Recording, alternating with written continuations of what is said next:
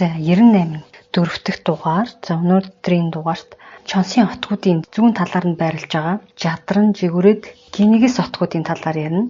Одоо энэ газрын зураг дээрээс харах юм бол Жадран нь болохоор Минингийн тал хавцаа юм байна те. Жигүүрээд нь болохоор Чингисийн далан гинэ. Эргүний нуруу гинэ. Хойно Көкөлбийн нуруу гэд бичсэн бахын зайнууд яг хаах юм бол доо.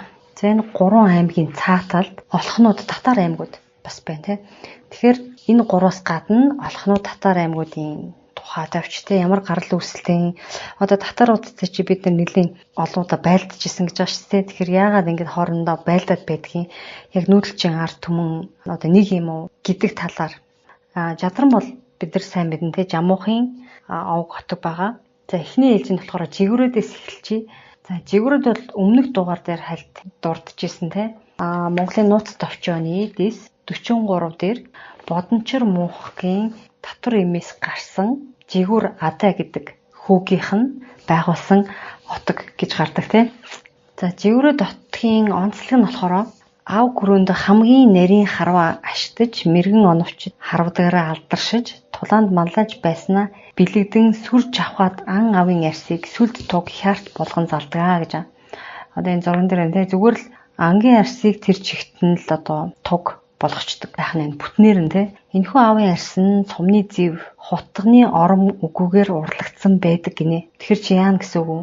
Яаж алсан байна гэхүү? Хутганы зэв сум байхгүйгээр гэрч одоо. Тэгсэн чинь авыг чихний сүгээр нь харавсан тул бид нөх үгүй гинэ. Пүү. Амар нь дотоод бүх эрхтнийг гаргаж өвчсөн уутлаг сүлд байдаг гинэ. Хит мэрэгэн харуулгатай тул хаад ихс занждыг бат харуулахыг хүсвэл Жигүүрээдийн жанжид харваачдыг хүсэмжилдэг. Тэднийг дайны түүрчид, тэргүй авлаачид гэж цолдог. За одоогийнхоор бол яг нь мэрэгэн буучтал гэсэн үг юм байна тийм үү?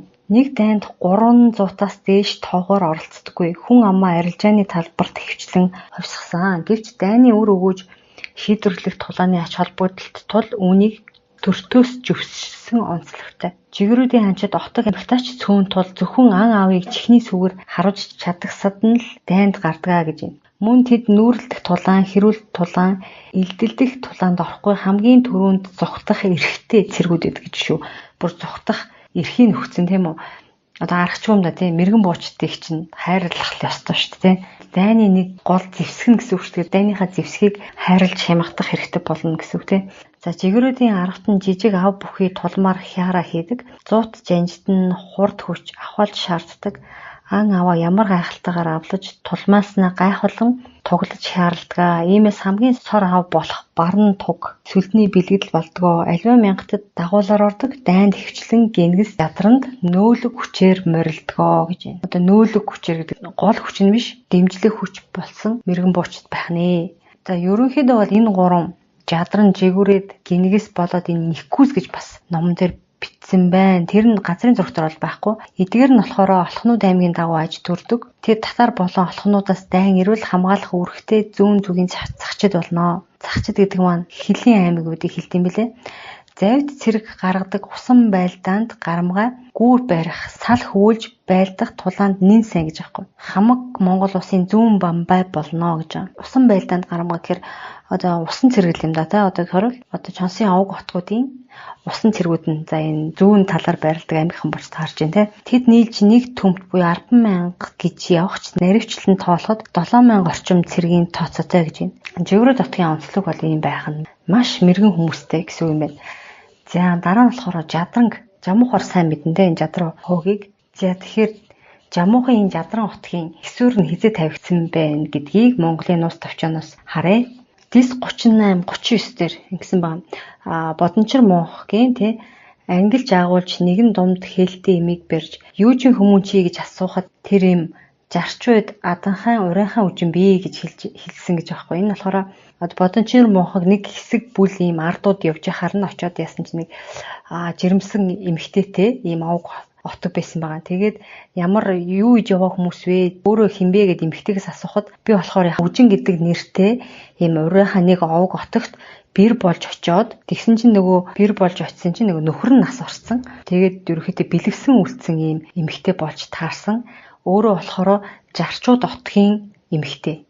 жарчууд жадран гэдэгтэй ойролцоо байгаа жаагаар эхэлж байгаа жарчууд отгийн охин. Тэгээд энэ эмэгтэйг болохоор Бодонжир мохог эхнэрээ болгож авч байгаа. Тэгээ нөгөө жирэмсэн байсан хүн чинь мэдээж төрнө. Тэгээд гарсан хүүхдийн болохоор жад иргэний хөвгүн болохоор нь бас жаагаар л эхэлсэн нэр өгсөн байгаа юм л да. Жажир Адай гэж нэрийгдсэн байгаа. Энэ нь болохоор Жадран овгийн өвг болвоо гэж байгаа. Тэгэхээр яг нь Бодонжир мохгийн дагвар хүүхэд гэх юм уу те эхнэрээс нь төрсэн тийм хүүхдээс үүссэн овг отог байх нэ. Одоо энэ Жажир Адай гэдэг энэ те дагвар хүүхдийнх нь аав нь урайхаа. Ээж нь болохоор жад иргэн буюу жарчтай отгийнх. Ер нь л жаагаар эхэлсэн бол жадрангийнх л гэж ойлгох юм байна те. Жамуухын жадрантай л хамаатай л гэж ойлгож болохоор газ жарчууд отгийнх жаагаар эхэлсэн те. Жажир Адай гэдэг нэртэй дагвар хүүхдээс нь төрсөн. Тэгээд жад иргэнийх тэгээд эн чинь болохоор жадран чин дотроо Жалаар 10 аймагаас бүрддэг гэж байгаа байхгүй. Жалаар аймаг бас жаагаар эхэлсэн баз жаагаар эхэлсэн нэртэй овог отгууд байсан юм байна л гэж харагдаад байгаа байхгүй.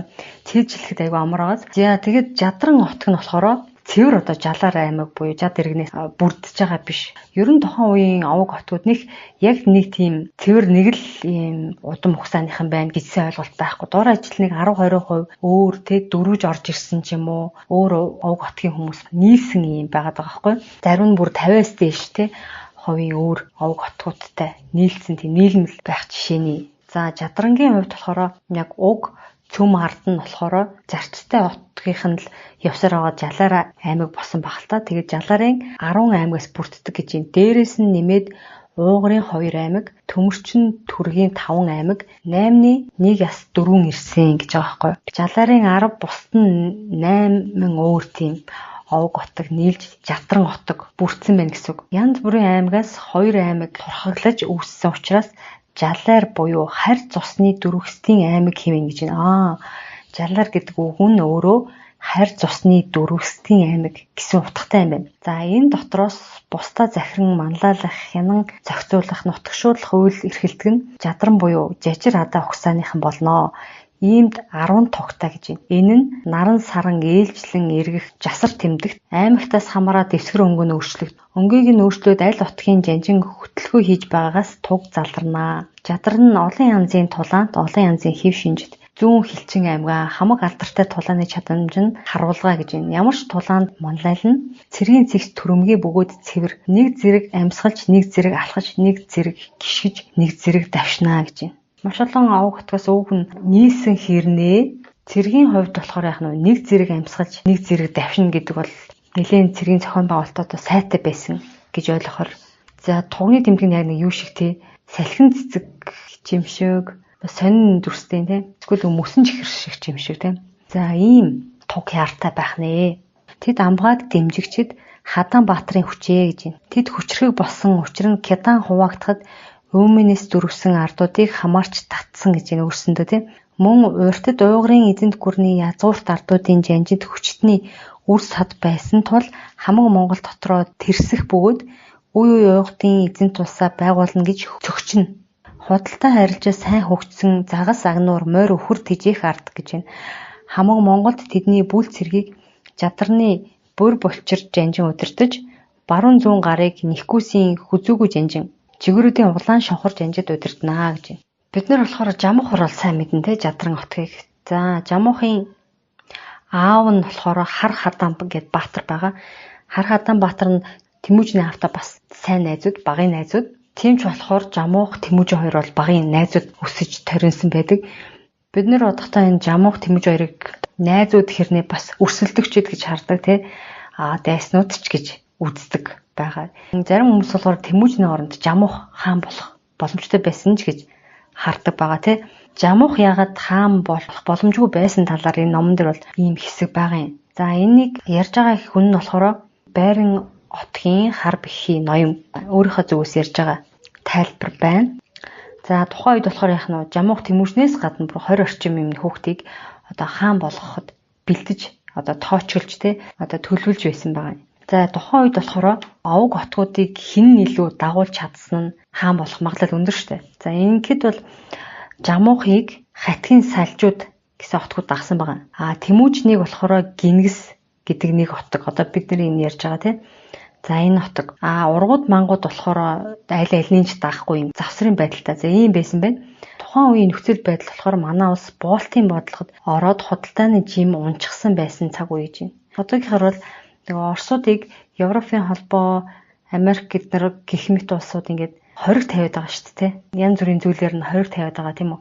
Яг тэр шиг ийм Болтын бодлогод орцсон байсан үе гэж байгаа юм байна. Тэгээд дэвшлийн хувьд хаалттай улсуудын хүрээнд бүрэн бусад улсаасаа доогуур ордог болчихсон байсан гэж байна. Орчин тогтол нь аль нэг улсын дагаар оролтоор л дүүрэх хэм хэмжээнд хүрчихсэн тийм бүр юм тэ нэлээд доош орсон уналтын үе байсан юм байна. Ийм учраас одоо байгаа эрттэй зоригтой удирдагч нараа тоолвол дийлэнх нь энэ эв гэрээний олзонд шамшигдж бодлогын хүүхэлтэй болсон байваа гэж байна. Түүний тод жишээ бол Жамуух гэж байна. Эцгийн нэрээр узууртны хүрээнд тоологдож өөрийн суу бэлгээр удирдах чадвар бусдыг манлайлагч нэг насандаа эс барах өртөө гэрээний хохирогч гинэ. Түүний нэрээр цааш улс тогтвол заавал дагуур улс болох үйл явдал харагдаж байваа гэж байна. За энэ тэгэхээр миний ойлгож байгаагаар бол яах нь одоо манайд ч гэсэн ярьдаг штеп. Оросын талынхан, Хятадын талынхан Хятад худалдагдсан энийг тэрэг гэдэг төрийн түшээдийг тэгж ярьдаг те. Тэгэхээр яг тухайн үед ч гэсэн тийм байсан байна. Хүчрэхэг ойр байгаа том улсуудын барьцаанд орсон гэх юм уу те. Нэлээд бас төрд оролцоотой тийм хүний хүүхэд байна шүү дээ те Жамуух чинь. Тэгэнгүүт Жамуухын ард байдаг тэр тийм ноёд төвшмөд зэрэг хүмүүс нь яах нь энэ хөрш зэрэгэлдэх тэр улсуудын том улсуудын барьцаанд орсон. Тэгэхээр Жамуухийн хувьд бол яах нь жишээлбэл шүү дээ. Оросын талд одоо барьцаалагдсан. Тэгэхээр Оросын талаас удирдуулах магадлалтай тийм бодлогын хөвгөлтэй болох магадлал өндөртэй. Одоо бид нар чинь сул дорой байсан цаг байх нь шүү дээ. Тэгээ ойр ойн хүчрэхэг улсуудаас яах нь аль хэдийн одоо нөгөө төрийн бодлогод гараад өрцөн те алсаас юм удирдах маягтай болсон. За Жамуухын тухайд тооцож үзэхэд Эсвүхэ Баатрын баруун гар хар хадааны хөвгөн бөгөөд мэрэгд татартай хийсэн гэрээгээр бусад ноёдын итгэлийг олсон гэж байна. Ихэн татар, эцэг нь жад иргэн тул одоо эцэг их нь бүр цаад угсааг тэмтэрэхэд алтан усын угсаа харагдах тул ямар нэгэн хамаатан гарч ирээд Жамуухыг залхихад хялбар гэж үзсэн юм байна. Өөрийн сойрхолон тусгаар улс авч шантрахад энэ зам нь тодорхой болно. Хэрвээ ялагдлыг нь харуул дагуур улс руу явах шууд жим болж байсан. Жамуухан өөрийн насан бие дээр ялагдахад тийм төрлийн гэрээ хилцээр алтан усад байсантай холбоотой. Китаны явуулгын гүн мөр болж үлдсэн байваа гэж байна. Тий, одоо бид нар ч гэсэн ярьдаг шүү дээ. Тэр нөгөө Хятадын эрлиз тэр ингээл те Хятадын гар хөл болж байгаа гих мэтчлэн те эмээ өвөө ээж аав нь Хятад удамшилтай гэсэн тэгэхээр энэ хүн чинь одоо яах юм Хятад талд үйлчилж байгаа ч гэдэм үү. Тийм яриа их байдаг. Тэрнэрхүү ерөн бол яг бүр цаад эцэг өвгдийнх нь юг ярих юм бол алтан ус талдаа бид нар ч үг нь бол алтан усын эсрэг одоо байлдах гад бэлдээд байгаа хаана бий болох гээд байгаа хүмүүс шүү дээ тий хамгийн том одоо дайсныхаа эсрэг бэлдээд бэжиж тийм ухшилтай хаан сонгочих юм бол эрсдэл үүснэ. Яг тэгж явна гэсэн үг биш ч гэсэн маш тийм өндөр эрсдэлтэй гэж тооцож байгаа юм байна. За ийм учраас яг нь Жамуух бол угаасаа л боломжгүй бош таарч ийн анханасаа энэ хаанаар бэлтгэж байгаа 20 хүүхдийн тоонд бол Жамуухын нэр байхгүй байгаа. Яг бид нар бодохтой байж болмоор юм шиг санагдавч уг гаргалт нь энэ хүүхдийг дээрэс нь одын ойр тойрны хүчрэг улсуудын барьцаанд одоо өөрийнх нь одоо арт олуулсан хүмүүс барьцаалагдсан тийм залуу байсан байх нь шүү дээ тухайн цаг үедээ. Тэгэхээр ерөөсөө Тэмүүжинтэй өрсөлдөх ямар ч боломжгүй байсан байж таарч байгаа. Тэгээд дээрэс нь энэ Жадран отгийн нэг онцлог гэх юм бол ерөнхийдөө хөлсний алуурчин ихтэй отог гэж аавна. Ямар нэгэн одоо тийм гарал үүслээрээ одоо чонстой бол холбоотой биш байна шүү дээ тий. Тэгэхээр чонсынхын дотроо ч юм уу тий хоорондоо бие бинийгээ дайсагналцаж эв түнжин хаагарч хөнөөлөх болвол Жадраны хөлсний алуурчныг хөсөлдөг байсан гэж энэ номон дээр бол дурдгдсан. Ерөн бол гаднаас орж ирсэн харь цусны дөрвөсдийн аймаг гэж байгаа шүү дээ. Жалаар гэдэг нэр нь өөрөө. Тэгэхээр тийм дөрвөсдөд бол одоо тусан ямар нэгэн харилцаа холбоо байхгүй тий хамаарлахгүй учраас нүүдэлчдийн доторх тэр одоо хоорондын нэг алуулахын захиалгуудыг бол гүйцэтгэждэг гэж ойлгож болох юм байна. Жишээ нь ямар үйл явдал болсон бэ гэхээр бид нар нөгөө Тэмүүж ингээд дүүгээ хараад алдсан гэд нус товчон дээр гардаг да. Тэр чинь бол дүүгээ алаагүй, дүүгийн бол тайчуудын захиалгаар жадарны хүсний алуурчид дүүгийг алаад Тэмүүжинг хулгаалаад Тэмүүжин чинь тэгээд нэг хэсэг тайчууд дээр гав дөнгөтэй хэсэг байдаг да. За тийм болд юм билээ. Энэ юусэн нэг захиалгахт үйл ажиллагаа юм билээ л дээ. Нөгөө эсвүүхэн өөр өдөм хан суух магадaltaй байсан.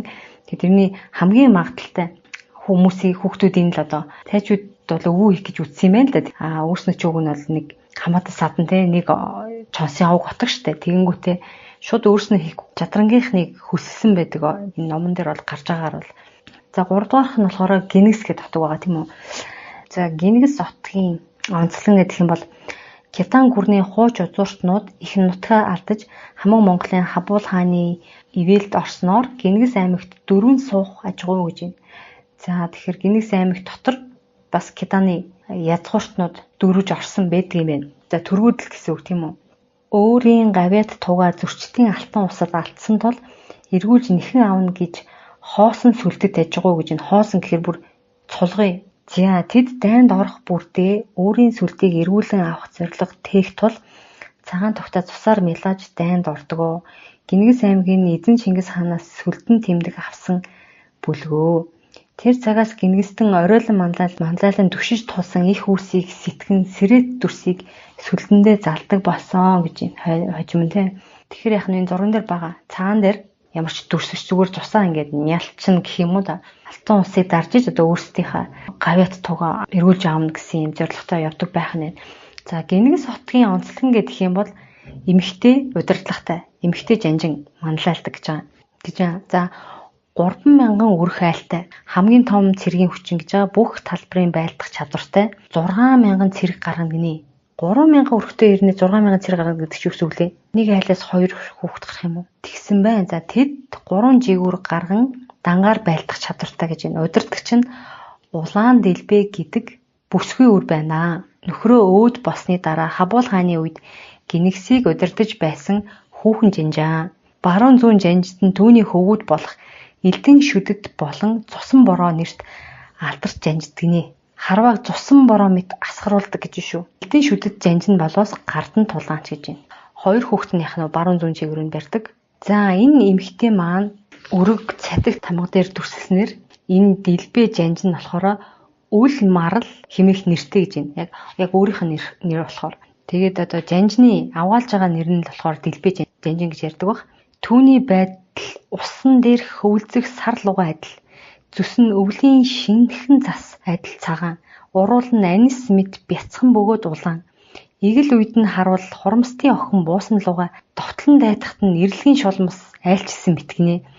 Ард түмэн түүнийг анх цасан цагаан нөмрөгт байсан гэх. Гэвчиг эрсийн цусаар бие угаасаар байтал өнгөн хуйг нь хар болж цасан нөмрөг нь улаан болж үлдсэн хэмээн. Түүний төрхийг харсан хартан бүхэн эрлэгт мөрөж сэрдэг гэдэг домог өгүүлцгэнэ гэж байна. Ваа, юу гэж бодож байна? Ерөөсөө цасангой байгаа зү тийм Монголын цасангой. Гэхдээ овгийн толгойлогч жанжин. Тэгэл тухайн хүнийг юу гэж байна? Зүсийг нүцсэн хүмүүс бол зүгээр эрлэгт сэрдэг гэдэг бүр домог байдаг гэж байна. Шинхэн зас шиг цагаан уруул нь анис мэд бяцхан хэрнээ улаан гэж төрсөлсөн байна. Бас бараг л муухан зохиолоос бол сайн байгаа. Кино хийвэл энэ бол бас юм улаан зулаан те бүхэл бүтэн овг хотгийг тэргүүлж байгаа үзэсгэлэнтэй бүсгүй байх нь шүү. Тэгээ хүүхдүүд нь бүр баруун зүүн чигүүрээр барьдаг те өөр өөрсдийн онцлогтой юм баатар жанжтууд байсан байх нь. За ийм онцлогтой байх нэ Гинэгс маань дайнд бас оюун чагт хийж оролцдогоор бас алдартай юм байлээ. За товчхондоо бол ийм 3 утга маань олхнууд татаруудаас толгойн ирвэл хамгаалах гол үүрэгтэй. За ийм байж ижээ. За тэгвэл энэ татар олхнууд гэдэг чинь ямар овг хотгууд юм бэ? Хизэнээс үүссэн ямар онцлогтой те. За олхнуудаас эхлэе. За олхнууд нь болохоор хүнийгийн үед байсан те. Хоён гэдэг хотгийн үр хойчс гэсэн үг. Хүнийгийн үед болохоор гол 3 хотог байсан гэдэг жааш толгой 3. Чонос, нохос, хоён гэдэг ийм 3 байсан гэж байгаа. Чонос, нохос нь болохоор чон шүтлэгтэй. Хоён нь болохоор бууг шүтдэг. За ийм отог байжгаад энэ 3-аас нөгөө хаан хатад сонгогддог. Чонс нь болохоор яах нь урд зүгийн одоо хан үндэстний хатгалгаар баруун тишээ нүүж явсан бол нохсууд болоод хоён нутгийнх нь дийлэнхний энэ газар нутагта үлдсэн. Ялангуяа хойно хотынхан бол тогтвор сууршилтай тийм үү. Одоо нэг газар байгаад ингээд үлдээд ийн гэхээр охтын өнгөөр улсын бодлого барьдаг отог гэж байгаа. Энэ нь юу гэсэн үг гэхээр отгийнхаа охтуудыг бусад овог отгуудтай яг нь дайсантай ч хот ураг болох замаар эв найрамдалтайгаар оршин тогтоод байдаг. Тийм онцлогтой. Ингэхдээ охтуудынхаа зүс царай мэдлэг тэр одоо генд илүү сайн анхаардаг гэсэн. Тэгэж бас зөв үзэсгэлэнтэй болоод мэдлэг чадвар ухаантай юм эмэгтэйчүүд ихтэй учраас бусад овог отгийнхын олохнууд одоо энэ олохнууд болцсон те эртний хоёрын нотгоос одоо эхнэр авах сонирхол ихтэй. За бодончор дөрвөн ахын хамт хуучин чонсын үр сад буюу дөрвөн иргэнийг мөн дээр нь урийнхаа үр садыг дагуулж нэгэн тогондоор нэгтгэсэн байдаг. Ингээд олохнууд иргэнтэй охин холбоог үүсгэж аваал эмийг олж ирж улмаар тэдэнтэй эв зүй гэрээд харилцаатай болсон юм аа. Олохнууд нь энжинд хүүхэн дагуулдаг бөгөөд аваал эмийг дагаад олохнууд иргэн чонсын харьяанд орсон юм аа гэж. Учир нь олохнуудын хамгийн тэргүүн орой охиныг нь авдагт байна гэж. Яг чонсынхан олохнуудын тэргүүн орой охтыг авч одоо судаг. Бэс учраас чонсын харьяанд орсон гэж ойлгож болохоор байна. Олохнууд нь ууг нь бол хамаг үзэсгэлэнтэй чадвартай хүмүүсээ өөрсөндөө ууг нь авч үлдэх тийм бодлоготой. Бид нар чинь яг өгдгүй тэр шилдэгүүдийг нь яаж авч суусан талаар бас нэг дугаар орсон байгаа маш сонирхолтой. Нэлийн тэгтээ юм болж ижил авсан юм билээ. Маш их ухаан зарж иж тэр шилдэг охиныг ямар нь шилдэгнэ гэдэг нь мэддэхгүй штэ. Зураг хүргэн байхгүй те нэрнж байхгүй за нэр нь байлаа ч гэсэн тэрийг харж исэн хүн байхгүй те шилдэг охтуудаа нуучдаг авч өөрийнхөө хотогт авч үлддэг байсан байгаа. Одоо шилдэг генүүдээ. Тэгт нь чонсынхан ямар арга хэрэгжилж байгаа тэр охтуудыг авч суудаг байсан тий. Тэрний нэг тохиолдлыг нь бол ярьсан дугааргаа би доор линкээр үлдээчи сонсоог бол маш сонирхолтой тийм үлгэр домог гэх юм уу тийм түүх байгаа. За олохнууд нь бол дотроо юм дөрвөн отогт хуваагдана гэж байгаа. Нэгдүгürt нь болохоор олохнууд буюу охин овогтон гэж байна. За хоёрдугаарт нь болохоор их эрс буюу хүү овогтон гэж байгаа. Гуравдугаарт нь хар нүд буюу худалдаачин овогтон, дөрөвдүгürt нь квэ элэнгүн буюу гэлгүүд гинэ. Та нар сонсч ирсэн байж магадгүй тий. За энэ гэлгүүд нь болохоор энэ олохнуудын цөм хотгоно гэж байгаа. Гол удирддаг хотгоно гэсэн үг тий. Одоо мэрэгд эрдэмтэн сайдууд байдаг. Тэгээ шилдэг генүүд нь энэ гэлгүүд дотроо байдаг гэж байгаа. Худалдаа 8 хөгжсөн. За тэрийг нь бол хариуцаж хийдэг нь болохоор энэ хар нүд буюу худалдаач хотгоно байх нь тий. Тэгээд цэргийн хүч болж өгдөг хамгаалтанд байдаг тий. Тэр хотог нь болохоор ихэрс гэдэг хотог гэж байна. Олохнууд охин хотгийн эв гэрээний дагуу охиноо өгч аль бүхэнтэй охин ургаараа холбоо тогтоож эвсэн амьдардаг. Харин эв гэрээндээ хүрээгүй бусад хотгийнханд ихэрсийнхэн буюу нөгөө хүү овогтон гэж штэ очиж хяар зохиноо гэж байна. За яг уг нь бол хот ураг болох нь шүү дээ тий. Охин өрөө өгөөд ингээд ийм найрамдалтай байж байгаа тэр гэрээндээ хүрэхгүй бол хэрсийнх нь очиод яах нь хүүс тэмтэрдэг байх нь шүү дээ. Тухайн гэрээнд хүрээгүй хотгуудыг нүүдэлч нь мал аж ахуй дээрээ түшиглэн амьдардаг шиг олохнууд нь худалдаачид 8-чтай тулгуурлаж эдийн засгаа зохицуулдаг. Бидний алтан ураг гэж хэлдэг шиг гэлгүүд нь олохнууд иргэдийн цөм юм аа гэж. Тэднийг одоогийн хонгирад гэж хэлж болно гэж. Олохнууд бол юм байна. Худалдаа 8 түлхүү өрхилж амьдардаг. Тэгээ бусад хотуудад одоо охтуудаараа эв гэрээтэй ингээм амьдардаг. Оршин тогтнодог. Тэгээ дээрэс нь энэ айтайхан байгаад байдаг нь бараг бүх овог хотгуудад өөрийн гэсэн тагнуултай гэсэн үг байгаа зү тий. Өөрсдийн охтуудаа аваачсан байна гэдэг чинь тэгэхээр мэдээний том юм бааз суурийг бий болгож чадсан. Мэдээний сүлжээг бий болгоцсон байгаа байхгүй. Тэгэхээр мэдээлэлд ойр байна гэдэг бол маш давуу талтай. Аль цаг үед. Тэгэхээр ийм бас давуу тал байдаг юм бэлээ олохнуудад. Тэгээ дараа нь болохоор Татар аймаг тийм үү. Татар бол бас ерөнхийдөө нүүдэлчин овог хотог байсан. Тэгээд Хабул хааны яриагаар бол тий Хабул хааны үед татарууд яасан байх нөө Китаны дөрвөгчдийг нутагтаа байлгаснаар Китаны хуучин соёл өөрсдийг нь дотроос нь мэрж соёл нь эвдэрч эхэлсэн гэж байна. За Китанчин болохоор нөө түргийн бүр хожис буюу түргчин болохоор одоо харь цусны нүүдэлчид гэсэн. Яг нүүдэлчид гэж хэлэхэд хэцүү хагас нүүдлийн соёлтой. суурин байшин барилга барьдаг, өөрсдийн гэсэн шашин шүтлэгтэй. За ийм одоо хүмүүсийн өөр хойжсон яах нь Кеданаас дөрвөөд одоо татарт орж ирсэн байх нь шүү дээ. Ингэхдээ татар нь өөрснөө 8 түмэн байсан хэрэг 80 мянган иргэдтэй байсан. Тэн дээр Кеданаас 40 мянган иргэн орж ирсэн байгаа юм. Хараа өөр соёлтой.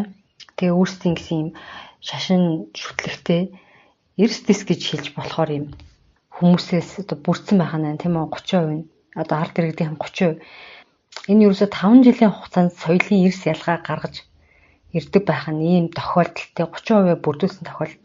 Тэнгүүд энэ Кеданууд нь зүгээр ахгүй тийм өөрсдийн Кедан гүрний дахин байгуулна гэдэг санаанда татаруудыг ашиглаж эхэлсэн юм байна. Кеданууд ч харьцангуй нөгөө бичиг соёлтой гар урлалтай суурин талдаа байсан учраас тухлах байдал татаруудад бол үүсч эхэлсэн гэж байгаа байхгүй. Татарууд чинь танхил болоод ирсэн гэж байна. Учир нь дөрвч ард их хөдөлмөрч дуулууртай байдаг онцлогтой.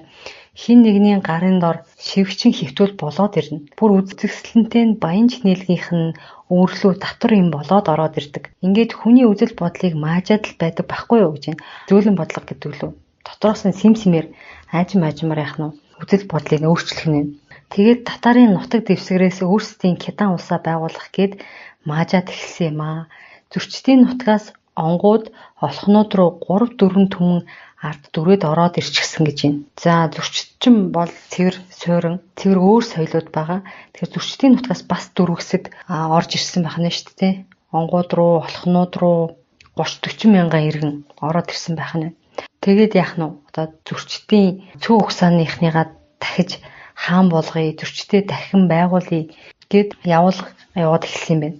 Ингээд ирэхээр яах нь Чонсынханд бол хэдийн нөгөө татар олхнуудтай тийм үү нүүдэлчдтэй хилэлж байгаа боловч ийм олон дөрвөсөд тэдний нутаг руу ороод ирэхээр бараг л шууд суурин соёл иргэншилтэд хилэлж байгаа юм шиг тийм нөхцөл байдал үүсэж эхэлсэн юм байна.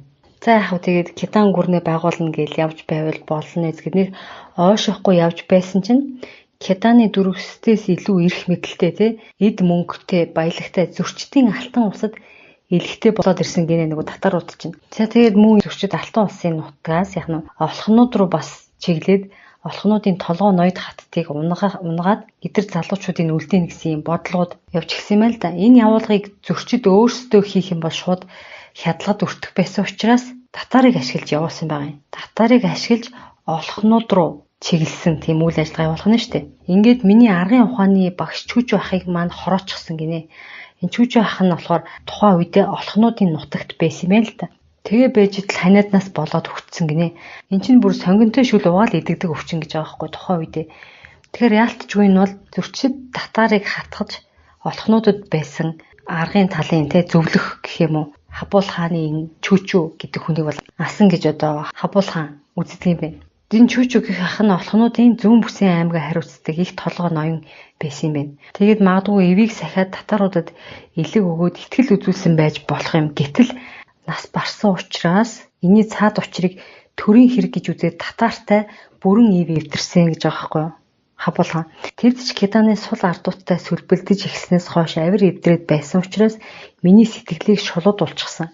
Нөгөө талаар Чүүчүү ах үгүй болсноос олхнуудад ухаан тийх ахын орон зай дутаж тэр олон явуулгатай юм шиг зөрчдийн дөрвөсдийн хувьд юу хийхээ мэдгэ байсан үед алтан усад болиоч гэж хэлэхээр очисон.